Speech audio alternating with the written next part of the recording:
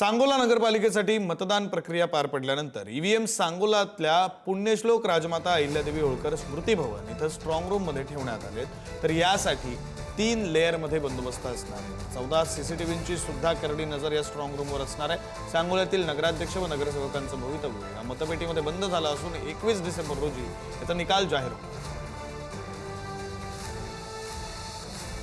2 डिसेंबर रोजी नगरपालिकाचं निवडणूक मतदान प्रक्रिया पार पाडल्यानंतर एकंदरीत बघितलं जी 3 तारखेला मतमोजणी होती ती आता लांबणीवर पडलेली आहे। 21 डिसेंबर रोजी मतमोजणी होणार असल्यामुळे आता एकंदरीत आपण पाहिलं तर सांगोल्यामधील राजमाता अहिल्यादेवी होळकर स्मृती भवनमध्ये ज्या मतपेट्या आहेत त्या जे स्ट्रॉंग रूम केले त्या स्ट्रॉंग मध्ये आणून ठेवलेलं आपल्याला पाहायला मिळतं। हा जो बंदोबस्त आहे 3 लेअर मध्ये केलेला आहे।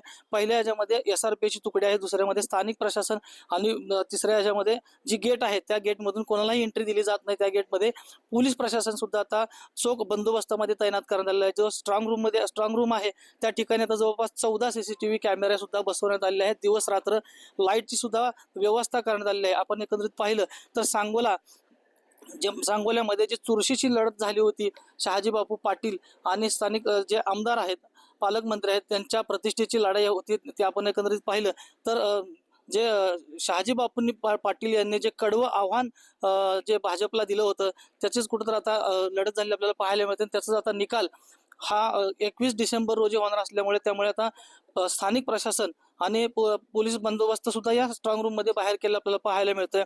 आणि जवळपास 18 दिवस या ज्या मतपेट्या आहेत या मतपेट्यामध्ये ज्या नगरसेवक आणि नगराध्यक्षांचं जे भवितव्य आहे ते बंद झालेलं आहे आणि 21 डिसेंबर रोजी हे मतपेटीचा निकाल लागणार आहे। आपण एकंदरीत पाहिलं तर आता ज्या 18 दिवस ज्या स्ट्रॉंग रूम मध्ये पेट्या ठेवण्यात आलेल्या आहेत त्या कडक निगराणीमध्ये आता पोलीस बंदोबस्तामध्ये असलेलं आपल्याला पाहायला मिळतंय।